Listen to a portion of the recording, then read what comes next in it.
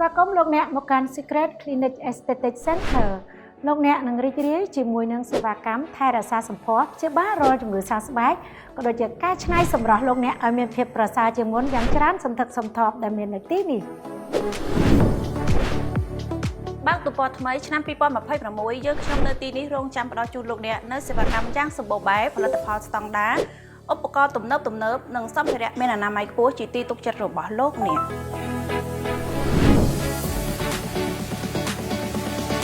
ពួកយើងទាំងអស់គ្នាដែលនៅទីនេះសុទ្ធសឹងតែជាវិជ្ជបណ្ឌិតដែលមានជំនាញច្បាស់លាស់បុគ្គលិកគ្រប់ជាន់ថ្នាក់ទាំងអស់មានក្រមសីលធម៌ល្អនិងទទួលបានការបណ្ដុះបណ្ដាលជំនាញពីបណ្ដាប្រទេសធំៗជាច្រើនខ្ញុំបាទវិជ្ជបណ្ឌិតហេងសេឯកទេសជំងឺសើស្បែកខ្ញុំនៅទីនេះរីករាយស្វាគមន៍ផ្ដល់ការប្រឹក្សាក៏ដូចជាផ្ដល់ជូននូវការព្យាបាលរាល់បញ្ហាសើស្បែករបស់លោកអ្នក